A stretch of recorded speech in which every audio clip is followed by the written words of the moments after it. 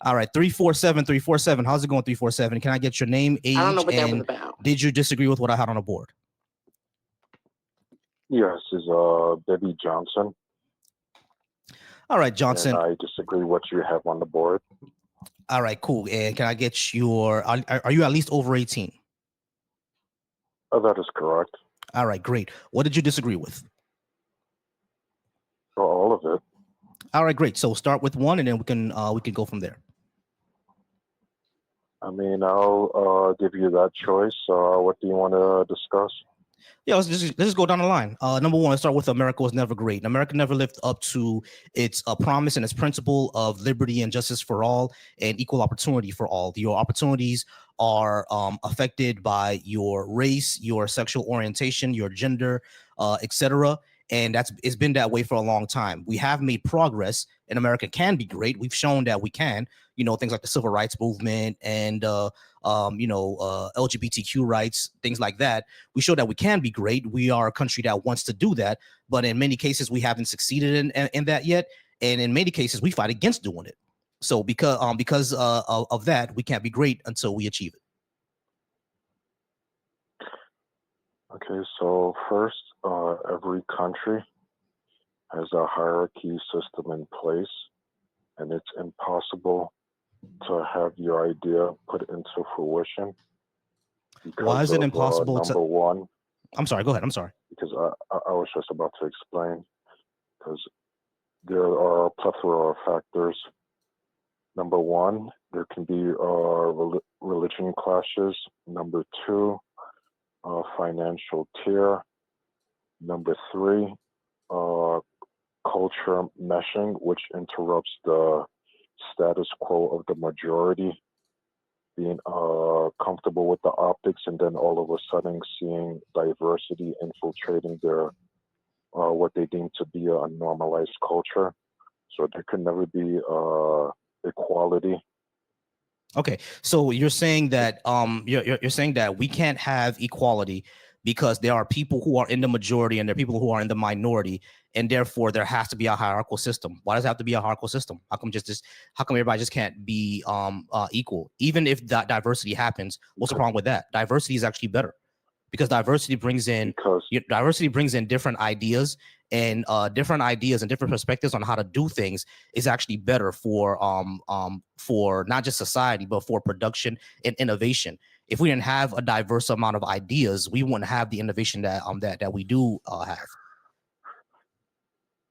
Because you're advocating for equality, which translates to the true meaning of communism. Do you want the current system to transition into full-blown communism, sir?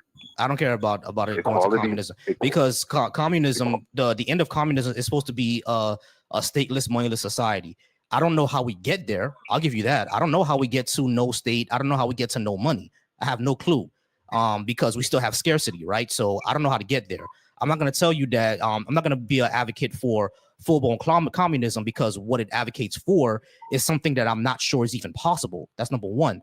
But number two, what I'm advocating for is equality. Like when I say equality, that doesn't mean, like, for example, you could be an engineer or some shit, right? I'm never going to know what you know. I'm not going to know how to be an engineer. I'm not going to know how to be an astrophysicist.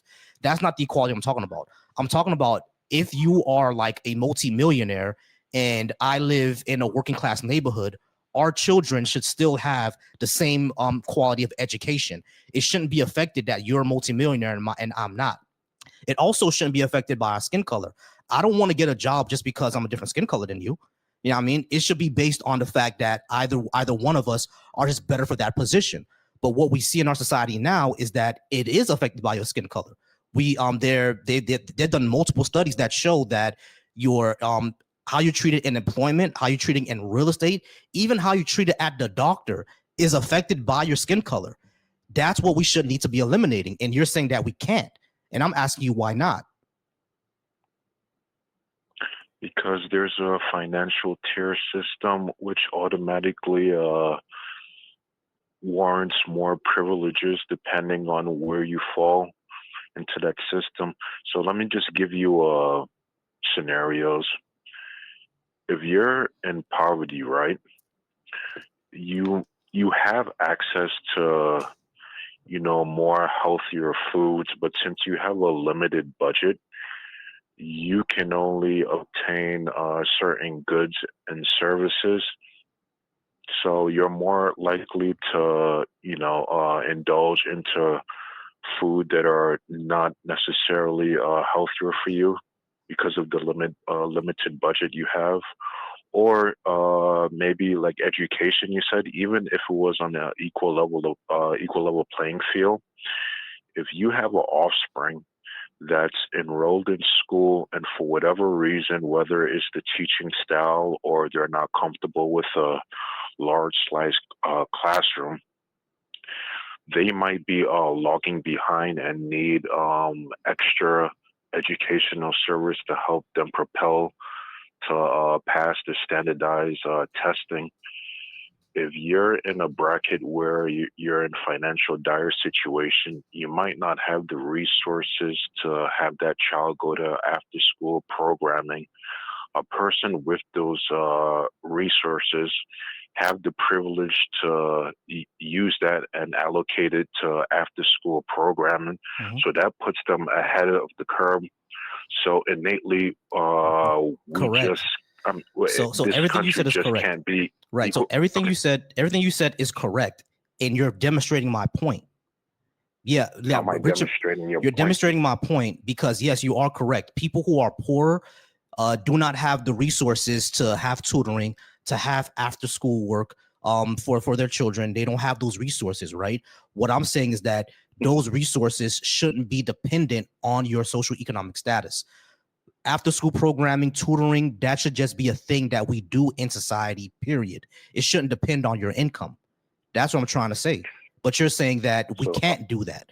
And you're not giving me a reason why we can't do that. You're just explaining how it is right now, but you're not explaining why we can't, for people who have lower socioeconomic status, why we can't have good quality education for them as well. It shouldn't depend on your tax bracket of the quality of school books that you get. It shouldn't depend on the tax bracket, the quality of teachers that you get. It shouldn't depend on that. It should just be that you get good quality teachers, good quality education, good quality textbooks, and good quality facilities in your school. We should not have food deserts. Like, because the things that you were talking about is that, a poor person, even though they could have access to food, the food that they have access to is full of preservatives or is just not good for them, right? That is true. Or the place that where they can get quality food is far away from them, so they're in a desert. That shouldn't exist. We should be able to repair all that because we are the wealthiest country on the planet, the wealthiest country that has ever existed in humanity ever. There should be no one who has a food desert, and poor people in our country should not have to choose between rent and their asthma medication. That should not be the case. Okay. And what I'm saying is that we can go ahead and change those things through universal health care, through universal education, through walkable cities and environmental protections, and through nuclear power, et cetera, et cetera. And you're simply saying we can't do that because of the way it is now. Why can't we move the way that it is now? That's what I'm saying. Okay. So, if your idea gets put into fruition, where does it stop? Like, do you also want equal opportunity, such as extracurricular activities? Do you want that to get subsidized as well? Because children also need hobbies, right? It can't just be strictly education. Other things are playing to plays into how they're developed and how they're be able to cohabitate with society and be a productive member. So No, do you want that to be on a equal level playing field as well? extracurricular activities have nothing to do with equal playing field, bro. Like, not everybody's gonna want to play football. Like, what are you saying? Okay, so what about I'm trying to give perfect examples. So say if you're in a poverty neighborhood, right, and there's extracurricular activities you don't want your offspring to get involved in or be susceptible to, there's going to What does that have to do with the there's conversation? going to be a paramount of extracurricular activities in place in order to occupy that child. so they won't be susceptible to nefarious activities from outside factors. Am I correct or wrong in that?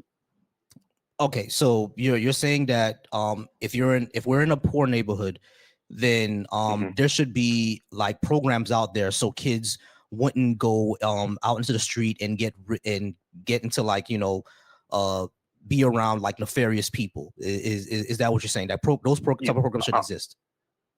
Yeah, I'm not saying there's a causation. I'm saying there's a correlation. Now, I'm trying to prove my point that we could go down this rabbit hole. Now, like, where does it stop to make it an equal level playing field? Because that's what you're suggesting. When we all have equal access to the same quality education, equal access to healthcare. But everyone does have equal access. We do not. No. Poor areas have worse schools than richer ones. We all know that. Sir, everyone has access. What you're meaning is, can they afford it? That's what I'm saying. It should not be based on affordability. Like a kid living in Beverly Hills should not have a different quality education than a kid living in South Central LA. But they don't have a different quality of education. Yeah, they do. This has been studied several times, bro. Okay, can you please explain? Can you please go into intricate details on how they have a different level of education? Because schools are funded by your property taxes. So poor areas are gonna have less taxes to fund their schools, which means they're gonna have more rookie teachers, even worse teachers who don't care. They're gonna have worse books. They're gonna have worse facilities and worse food because they can't afford it. Okay. So it should not be based on worse. Well, say that what again. do you mean by worse books? Isn't Worse, there like a standardized material that they need to retain in order to pass the test? No, that's what you don't get. The books. Hold on. Listen. This is what you're not getting. This is what you're not getting. In rich areas, the textbooks are actually up to date. Even in richer areas, sometimes those books can have misinformation, but at least they're up to date. Okay. There are schools in poor areas where their textbooks are in the 90s and don't even have Obama in it. You know what I'm saying? So that's what the issue that we're dealing with. You know what I'm saying? They're going to have worse off books, and the teaching quality is not going to be as the same because the teachers are not paid well, so they're not going to care. So you're telling me that, let's just say, the subject math, right? The book could be written in 1952, and the privileged kids right now has a book that just came out in 2005. Is 1 + 1 still equal 2? Of course, 1 + 1 is still 2. Okay, so it's still gonna have. So whether it's right? outdated or not, they're gonna teach you the formula on how to get that answer. Right. So I'm confused as to. Right. Ahead, so what you're not understanding is that just because that math book is still going to have 1 + 1 = 2 doesn't mean that they're going to have the new forms of math, or not the new form of math, but the new mathematic discoveries that are just being made either this year or last year. Those are still important, are they not? New mathematical discoveries? Yeah. I'm flabbergasted here. I thought it was a particular formula or a plethora of formulas you can do to get the answer. When did you stop? When did you stop going to school, bro? Oh, literally. I'm a second grade dropout, to be honest with you. You fucking with me. I could tell. What? But I'm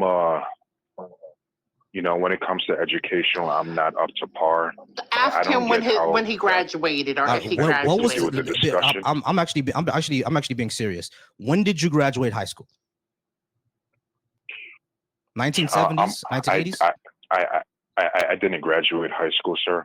Okay, he lost his credibility. I didn't even attend high school, but I'm not exactly sure how this is pertaining to the. He lost his credibility. All right. Can you drop the call at that point? Yeah. We're gonna drop the call. All right, guys. I do appreciate everybody being here. All right, so everybody who's on the Volsy